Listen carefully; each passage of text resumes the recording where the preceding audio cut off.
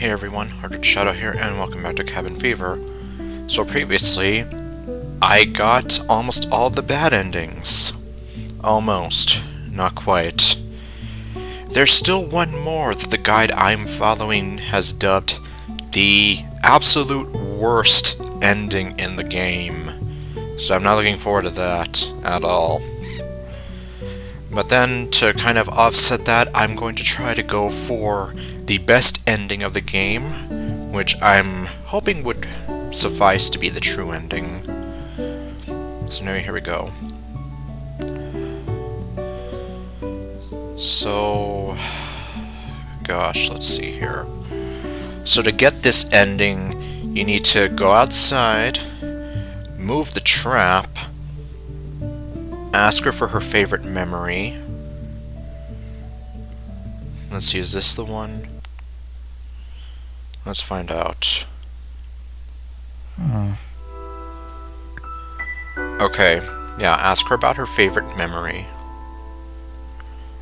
And then after that, well, I'll just skip through most of it, just because we've seen a majority of this stuff already.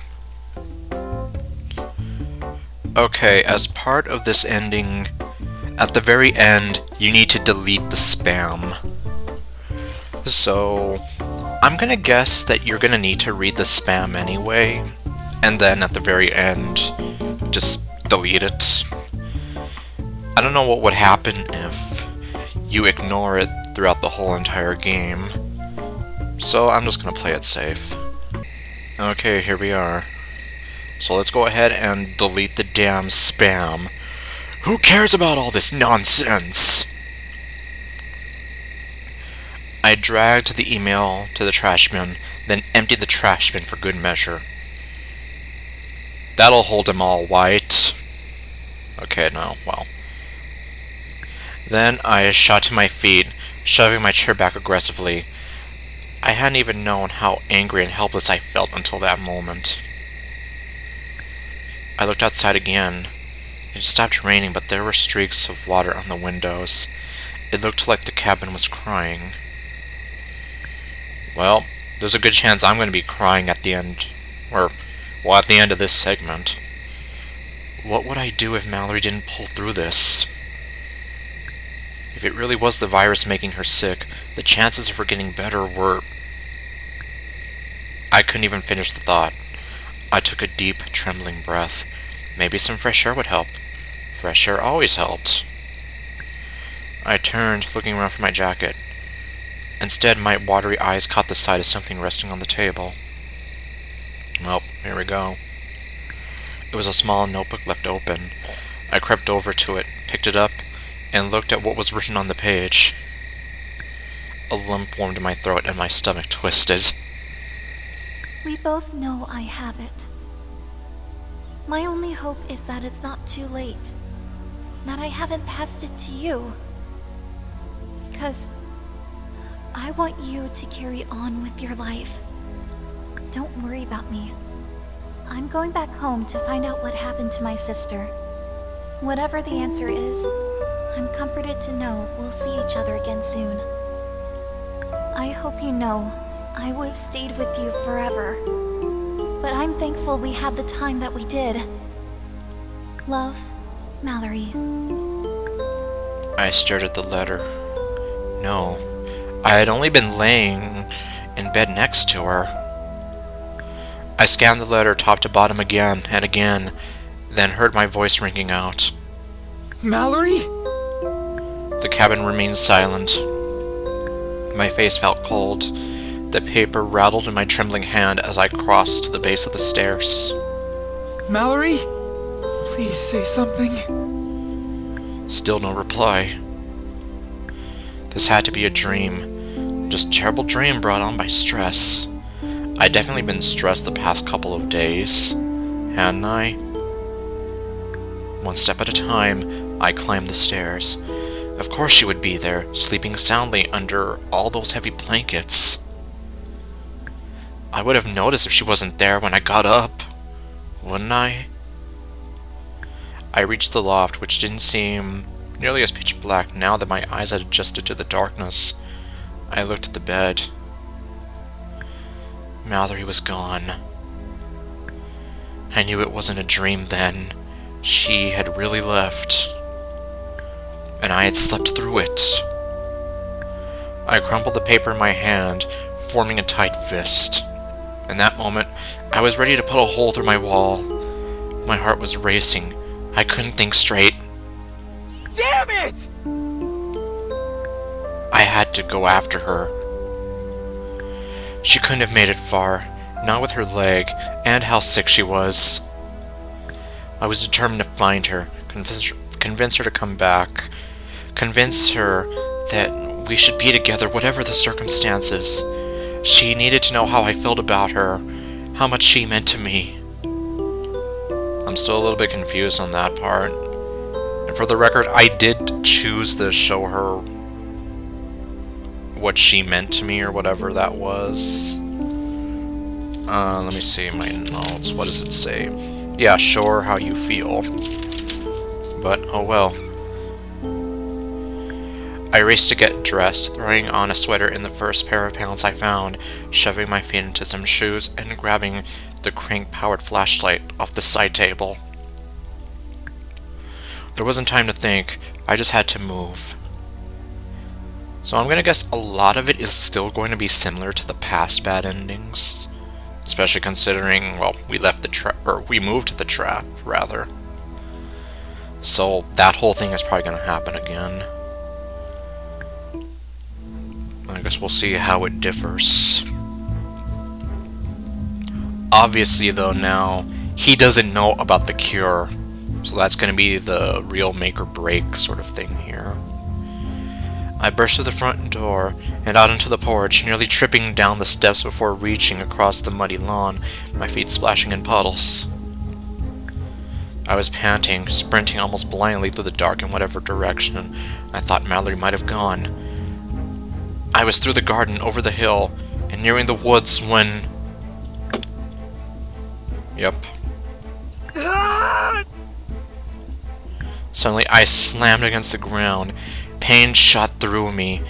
It took me a moment to get my bearings and understand what had happened.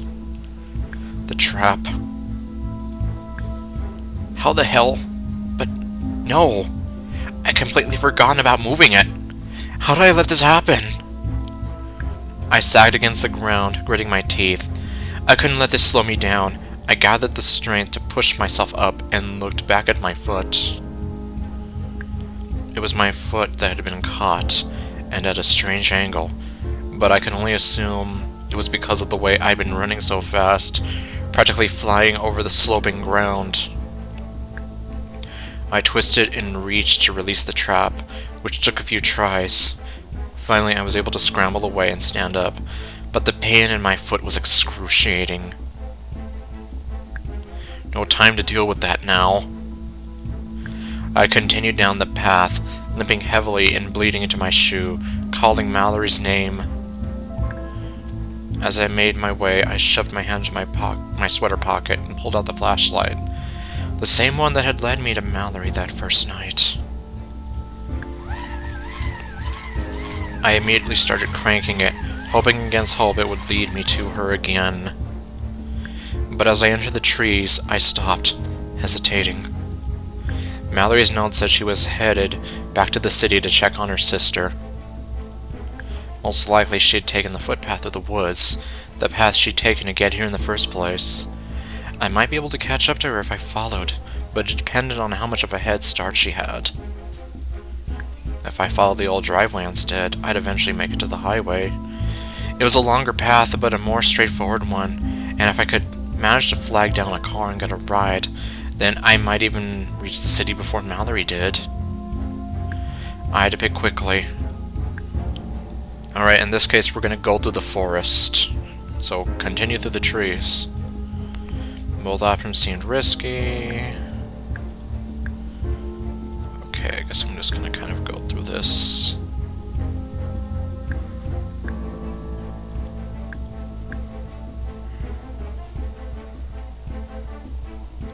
A sudden glimmer caught my eye.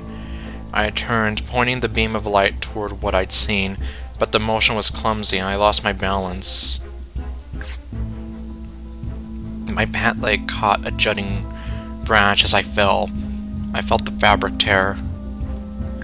The flashlight beam showed me the white tail of a deer, startled by my fall and dashing away into the darkness. I managed to catch myself by grabbing a tree, but even leaning heavily against it, shivering cold. With the flashlight beginning to dim and my foot going numb, everything seemed hopeless. My heart ached to be back home, back with her. Just a few hours earlier, that's where I wanted to be. I straightened myself up, stepping back onto the path. Tears clouded my vision. I blinked them away. That was when I noticed the rip in my pant leg. These were the same pants I'd been wearing the night I'd met Mallory. I had torn them coming into the cabin. That tear had been fixed with a heart patch. And there it is.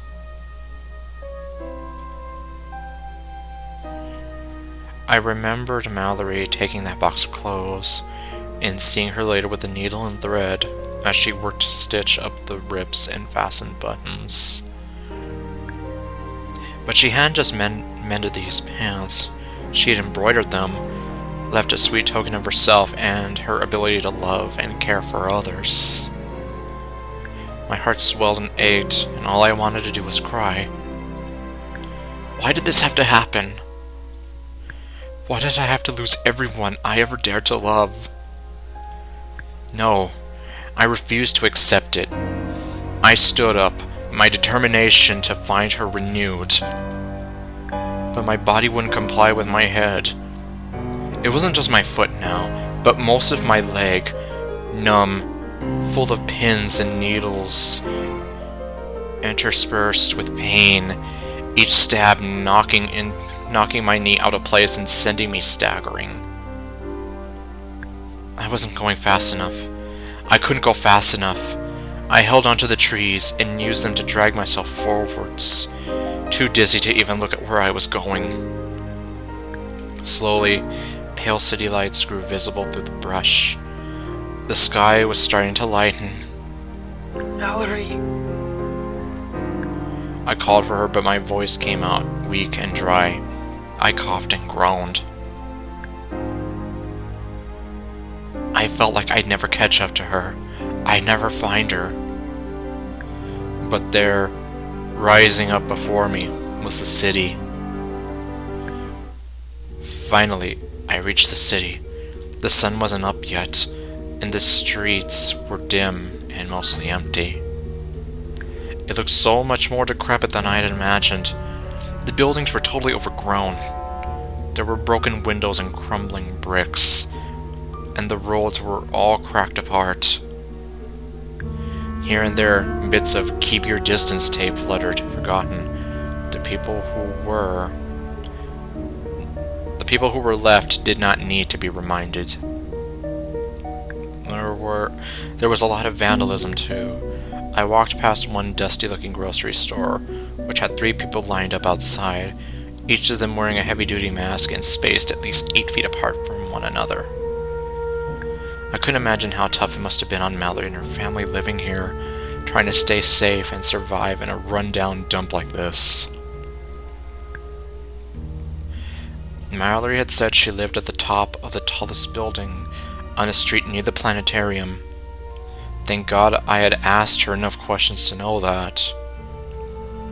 Yep, so obviously, that's one of the flags there. If she was heading back to find her sister, that's where she'd be going. But would she have even made it that far? I wondered what the chances were that she'd end up at a medical center, either on her own or because someone had decided to help her. Then again, Mallory was very sick. Anyone who saw her was likely to run the other way. After all, if the news bulletin I'd received was true, then she might actually be able to receive treatment. And we all know that it was true in the end. But in this timeline, we'll never know for sure. Okay, this time we are going to head to the planetarium. I didn't think Mallory would let anything get in the way of her going home. She was determined to find out what had happened to her sister. So that was where my search had to take me. I reached back into my memory, trying to get my bearings and figure out which way to go. The planetarium was closer to the river. I knew that. I started down the street in that direction. My head was spinning and I couldn't feel my foot anymore. But I kept going, leaving bloody shoe prints behind me. Hope was the only thing keeping me going. I treaded over the rubble in the streets, passing broken hazard signs and empty storefronts, unable to keep myself from imagining the riots that must have taken place here years ago. When the top of the old planetarium building came into view, I sprinted the rest of the way. I looked at the buildings surrounding that one, which was the apartment building where Mallory lived.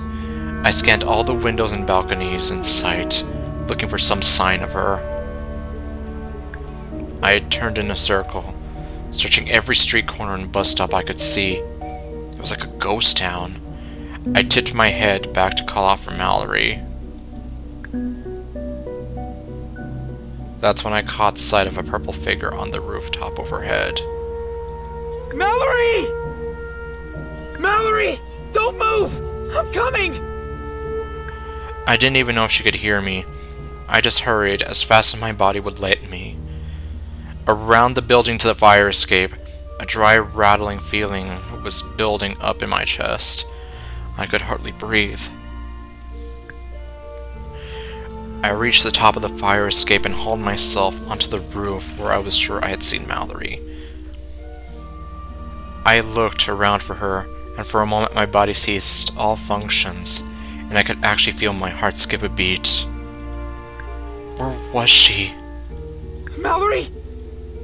A cold breeze blew past, and all I could do was stand there for a few moments, processing everything that was happening.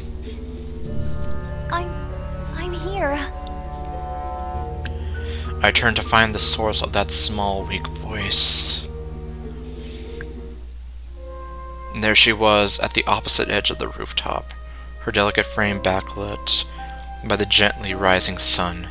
Dark hollows hung under her eyes and in her cheeks. She trembled, barely able to hold herself upright. Why are you here? She didn't look at me as she spoke, and my throat felt like it was twisting shut. Your letter. I found it, and I couldn't just let you go. She listened and continued to gaze out on the cityscape, avoiding eye contact with me. You shouldn't be here. It's dangerous for you to be close to me. She was so out of breath. I approached her slowly, terrified that she would just float away. That doesn't matter to me now. I care about you too much. I love you, Mallory. Her face, she turned her face, finally giving me a weak smile.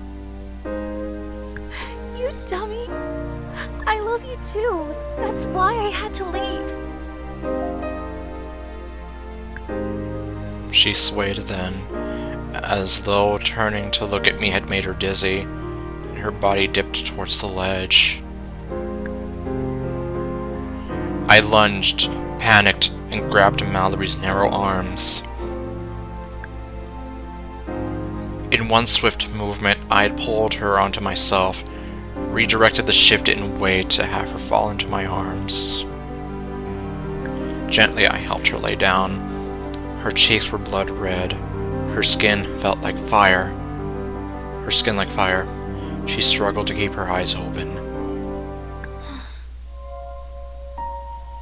I guess this means I'm gonna have to see that CG again. I don't have much time left. Maybe you're just a dream. My shoulders rounded as I fought back tears. God, I wish there was something I could do for her. I rested my hand on her head, then started gently stroking her hair. She smiled very softly. My sister wasn't home, by the way. Do you think maybe she got better and went looking for me? The optimism in her voice nearly killed me. I had to force myself to nod. Yeah, I think maybe she did. It was selfish of me to stay with you. I should have known. No. Don't even start to apologize. She paused, sputtering and coughing weakly. Then she tried to smile. How about, thank you, then. You gave me so much hope. So much normal. It was a lovely way to spend my last few days. And now you're here. So I won't die alone like they did.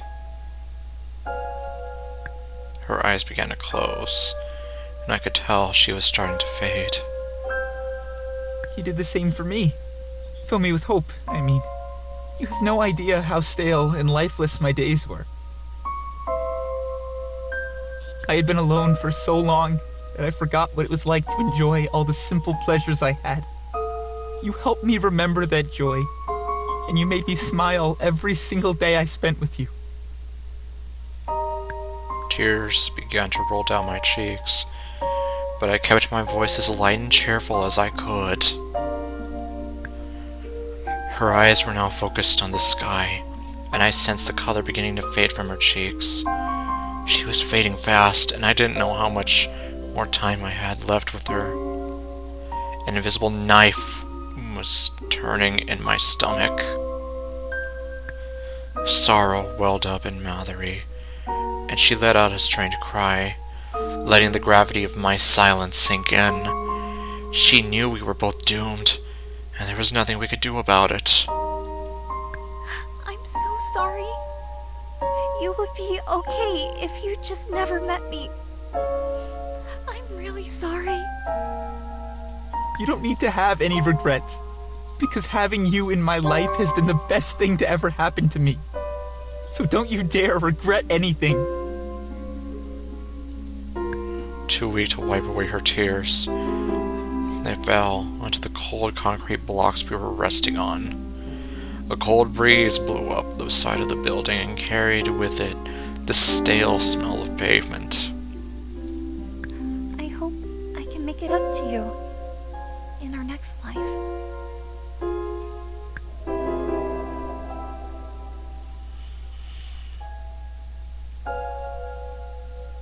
Her voice trailed off the same time as the wind died down. Now everything was still and silent. Mallory's hand slid off my lap and fell to the ground. Slowly I watched her eyes close one last time, and a quiet peace fell over us. All color had left her soft cheeks, and I felt her presence leave me. The sunrise shone a beam of light on us, almost as if we were players in tragic play, caught under the spotlight. Softly, I grazed my hand across her cheek to feel her warmth one last time before she turned cold. I'll be right behind you. Wait for me. With a heavy sigh, I got on one knee and slipped my hands under Mallory's lifeless body. With ease, I managed to lift her up into my arms. She was always much lighter than I had expected. I held her and looked over the city one last time. The sun continued to rise in the sky, and soon I knew the residents would be waking up. Somewhere back at the cabin, I imagined my rooster was crowing. I apologized to him and the hens, knowing I wouldn't be back in time to feed them. In that moment, nothing felt real anymore. While it did make me happy to hear that people would finally have a cure and the sadness could end, I only felt bitter resentment myself. That's a bit of a glitch in the story, because he doesn't actually know that. Well, I can't really... It doesn't feel right pointing out little errors like this in the moment, but... Well, I can't exactly let that go too easily.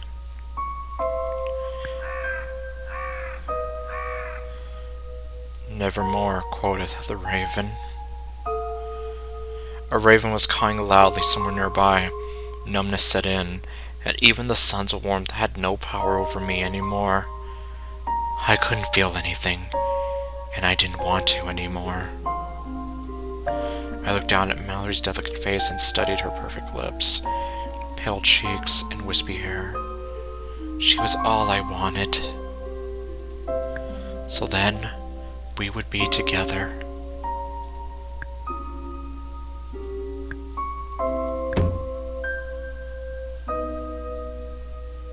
The Shakespearean ending.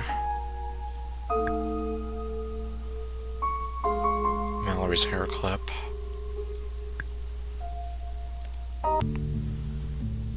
Okay, well, I guess considering it was kind of similar to the other endings so far, it was, well, it didn't really break me as badly as I could have imagined it would.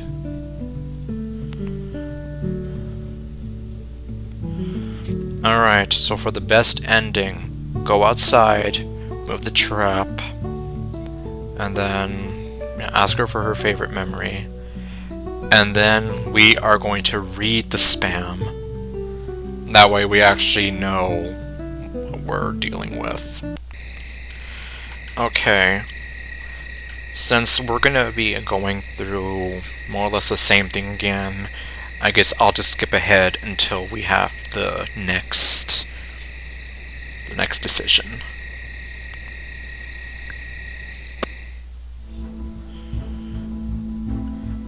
Okay, now apparently this one doesn't totally matter. We can either go to the trees, which will lead us to the decision to go to the hospital, or we can just go for the highway. I guess I'm gonna continue to the trees. Okay, that didn't take long. And, well, we saw that same scene again with the little embroidered heart. So now we're gonna go straight to the hospital. The hospital had to be my best bet. Either way, she'd be there already, or I'd find someone there who could help me look for her.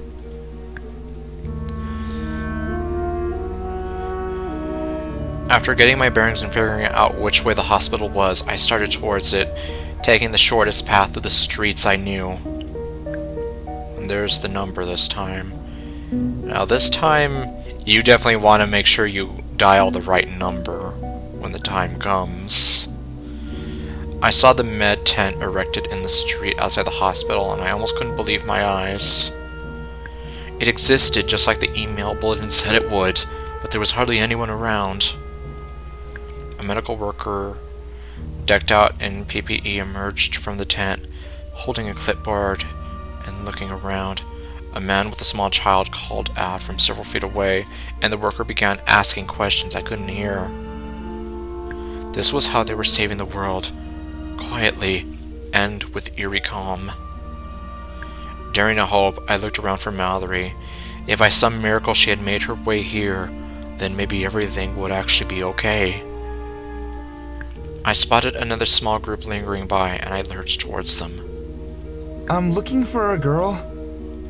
Her name is Mallory. Her hair is long and white. She's wearing purple. I moved from person to person, pleading, but no one had an answer for me. All of a sudden, I heard a faint squeal of a megaphone, a voice cracking over the near empty street. If you are awaiting preventative care, we ask that you remain patient while we triage symptomatic individuals.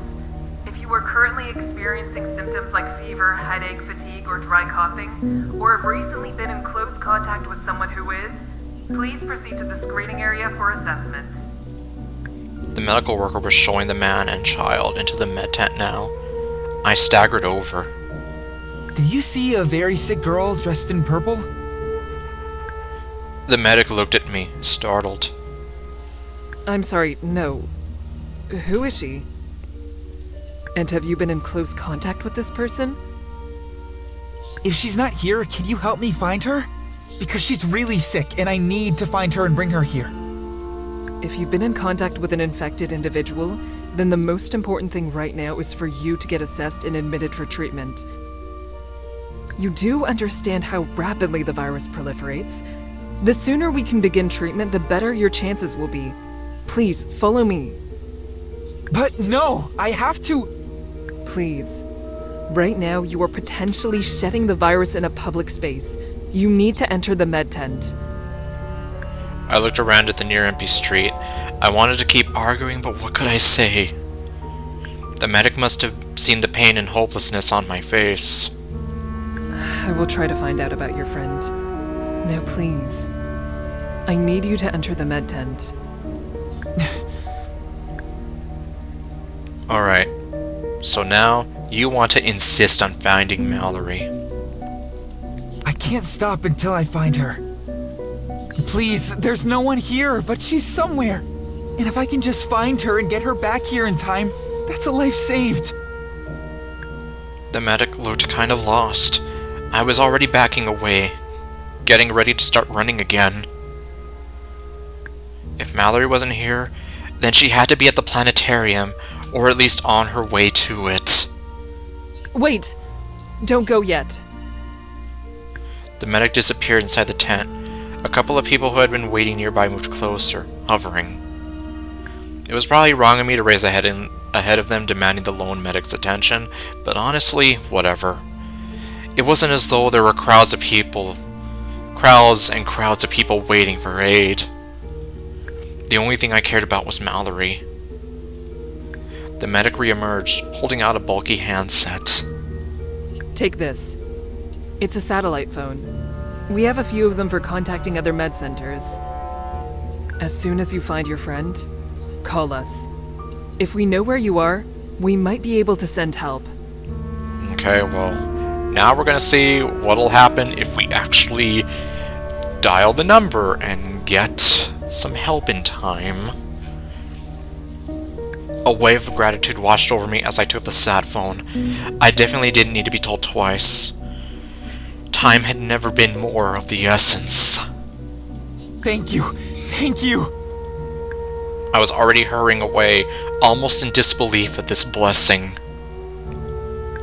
I carried on down the street, calling Mallory's name. Though everything seemed so deserted, there were a handful of people who would turn to look at me, puzzled.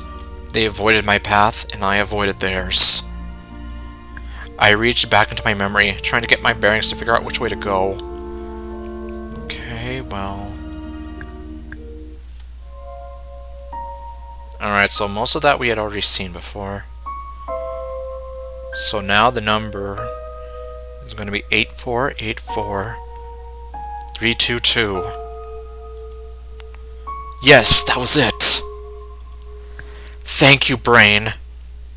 Yeah, literally a close call. Okay, thank you, brain, I thought as the ring started to go through. You're welcome, replied to my brain as more rings went through. Quiet, you! I started to worry that no one would pick up, but then, finally, someone did. I didn't know if it was the same medic who had given me the sat phone, but either way, I immediately started rattling off every detail I could about where we were and how we got here. Then I threw the phone down and wrapped my arms around Mallory. Someone's coming. Help is coming. All I could hope for now was that they would get here fast enough. It was selfish selfish of me to stay with you. I should have known. No, don't start that! She paused, spluttering and coughing weakly. She tried to smile, but tears washed across her eyes instead. I'm so sorry. Her eyes began to close, and I could tell she was starting to fade. You have absolutely nothing to apologize for. I was alone for so long, I forgot what it was like to live. And then you came into my world, and you breathed meaning into what was previously such a lonely, sad existence. Tears began to roll down my cheeks. having you in my life has been the best thing to ever happen to me. And I cannot wait for us to go home and live happily ever after together. And I can't wait for that either. I want to see that. Too weak to wipe away her tears, they fell onto the cold concrete blocks we were resting on. A chill breeze blew up the side of the building and carried with it the stale smell of pavement. Stay with me, Mallory. We're going to get you help, and everything's going to be okay. We waited together on the rooftop as the sun came up, splitting open the clouds and shining on us like a spotlight. I willed the medic would get here faster. The wait felt like an eternity. Then, far below, I heard the rumble of a vehicle pulling up, a door popping open, a distant voice. Well, that was a bit abrupt, I'm not gonna lie. But, well, I guess we can kind of infer what happened, especially given this line. It was 2 weeks before Mallory and I were able to return to the cabin. So, logically, him and Mallory were rescued, they got the treatment, and now they're here. Alive again, or alive, happily, living on this cabin. Or in the cabin, not on it. What am I saying anymore? Mallory had spent most of the time quarantined, receiving the breakthrough Pandavax treatment, which carried her gently back from the brink of death. And let me tell you, she really was on the brink of death. I went through God knows how many bad endings to see that. I received a preventative treatment as well, and was closely monitored closely for symptoms. Finally, we were discharged, and we found our way back home, where all the leaves were gold and red, and the mountains had snow on their peaks. The first thing we did was check on the chickens, only to find that they had torn open their feed bag and had themselves a feast while we were away. They were very fat and happy to see us. We took a careful stroll through the rest of the property too, just to make sure everything looked okay, and to make note of any issues I'd need to deal with. Then we were about ready to head inside. Oh, well, here's the package. Near the front porch, we found a package which looked like it had been left outdoors a little too long. It must be that order I placed for drone delivery. With the first aid kit and the aspirin and... Kind of odd that the voice line it's still the same voice line from the other endings, where he sounds a bit sad. Well, to me, it sounded like he was sad. My voice trailed off. It feels like 1,000,000 years ago. Only difference, though, is we have this wonderful woman standing right next to us. I sat down on the porch to open the package, hardly able to wait. Ignoring the first aid kit and the aspirin bottle, I pulled out the small cardboard box I knew would have Mallory's ring inside. I looked up at her, suddenly a little nervous. I have a gift for you. Okay, well now he sounds happy. And why shouldn't he be? A gift? Really? What is it? Nuh-uh, girlfriend. Okay, no. Damn it, Genshin Impact. I grinned at how cute she was. I held the box up to her and she danced a little as she took it. She lifted the box to peer inside. Oh my goodness, it's so pretty.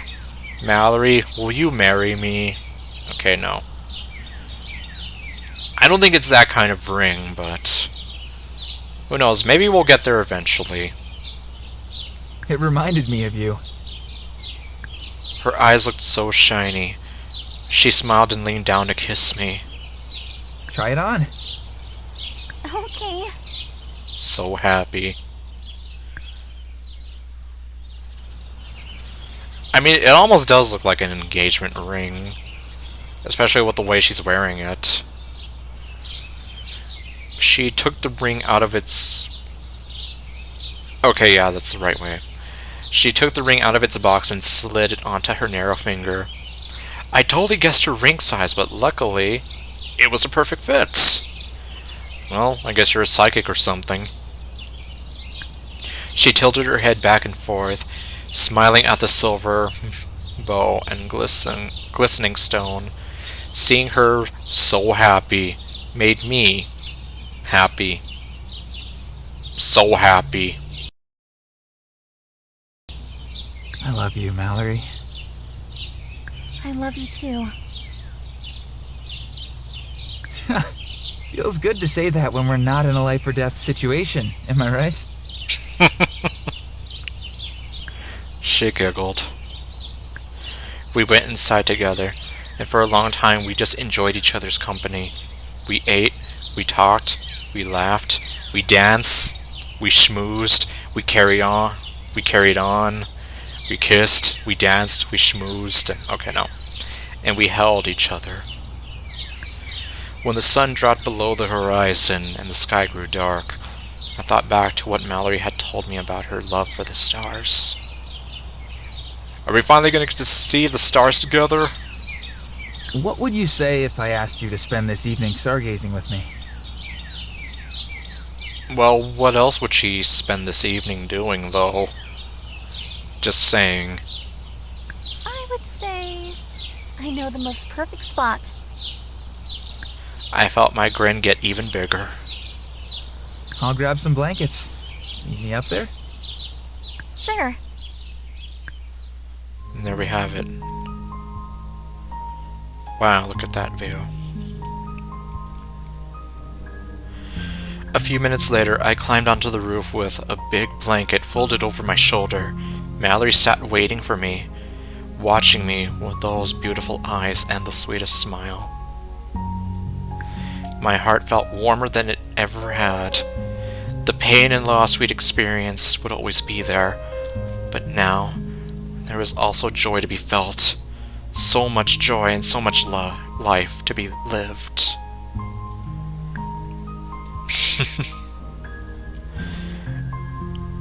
There would always be sorrow and endings, but like a sunset or a flower, the impermanence of this very moment was exactly what made it so valuable.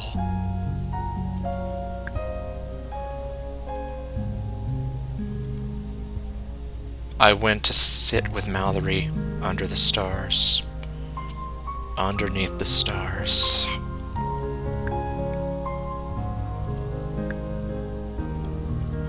Now that's dedication, because I guess we got all the ending, or I got all the endings, and the stars aligned, which is the name of that ending.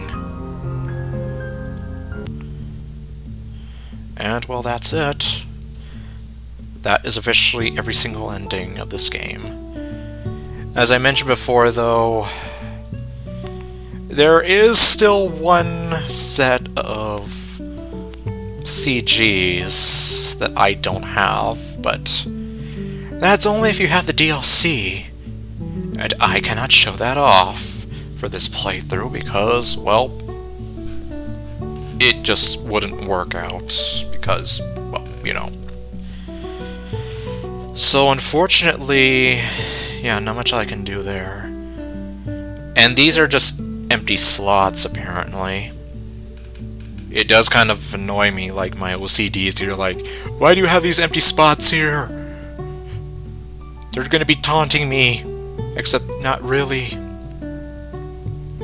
Oh yeah, otherwise we have all the CGs here. So, yeah. We're good there. And I guess let's take a look at the credits really fast, because there is something interesting there that I want to show. So here is the voice of Mallory. The main character, voice 1, which was the male character that I was playing as, is voiced by Daniel Acosta, who some of you might know as the voice of Volks in Blush Blush. So, yeah, if you've played Blush Blush, that's why he sounds familiar. The female voice for the character is Caitlin Barr, who you might recognize as... well, aside from being in My Hero Academia and a lot of other stuff, more specifically in Crush Crush, she is actually the voice of Claudia and Nova. Dr. Weiss is voiced by Alyssa Parks. I'm not quite sure who she is, but at least at the top of my head, I don't know. I would almost imagine she sounds a bit like Fumi, which would be kind of ironic. And last but not least, additional voices, Morgan Long, or Artist Panda. So yeah, she actually has quite the range. Being who I called the little old lady from Pasadena, so many other voices. Just like, yeah. And yes. Let's see, audio purchase from Audio Blocks. And now, so for those who don't know, in Crush Crush we have a character named Mio, who was named after Artist Panda's cat here. Her other cat, Quill, is the name of, well, it's the name of another girl in Crush Crush, so that's why both those girls have bells around their necks, and specifically why Quill is a cat girl. Anyway, in loving memory of Mio, the theme of this story rings very true to me, that it is better to have loved and lost than never to have loved at all. Near the completion of this visual novel, I lost my dearest cat Mio, who had been in my life for the past 15 years. I'll never forget how wonderful and gentle a soul he was. I consider myself lucky to have known him, and gave him all the love in my heart. It's an incredible gift to spend time with special people and pets throughout our lives, as fleeting as that time is. Cherish every moment, and love them with your whole heart. Yeah, so you could say that a lot of the themes, or well, the main theme in this story is more or less, you know, something like this, but also kind of what the main character said near the end, where it's how the loss and pain that you felt will never truly go away. But at the same time, I mean, you still have a life to live and so much more to look forward to. And considering how I spent a lot of my time kind of, you know, having my heart broken, at least in a way kind of like the Ariana Grande song Thank You Next. Through those times, I learned love, patience, and experienced pain. So, like, even though it did bring me a lot of pain in the end, I wouldn't have given up any of that experience for the world. Whether it was Maddie pretty much bringing out the best in me and inspiring me to do my best and eventually start this whole channel, or Darlene for teaching me the value of what it means to love yourself before she passed away this last April. Either way. And then, well, obviously, I still think about my mom, my aunt, my grandfather, and so many other people that I've lost in these last 5 years. As my mom would put it, we're on this earth on borrowed time. So, it's up to you to make the most of that time as much as possible. And one of the last things she told me before she passed was to essentially live your life to the best. Live for yourself and nobody else. Live the life that you want, and not the life that anyone else wants for you. Because it's true, in the end, your life is your own. So, don't let it be a life full of regret and missed opportunities. So in a sense, take that chance. You never know. What am I trying to say? It's inevitable that you are going to experience pain. But in some cases, especially after dealing with so much loss, instead of closing yourself off forever out of fear of getting hurt again, you have to open yourself up to being hurt again, or at the potential risk of being hurt again. Otherwise, things might not happen, and opportunities might just pass you by. I'm still kind of learning that myself, so... Anyway, though, I guess that'll be it for now. And I guess this also technically means that I can go ahead and finally get to Mallory and Crush Crush, so you can look forward to that as well. Anyway, I guess that'll do it for now. I might actually still record that other scene, but as I mentioned, unless I can think of some other way, it will never make it to YouTube, so I'm sorry about that. For the most part, though, I mean, we have the general story down. This is just, I guess you can say, a saucy extra.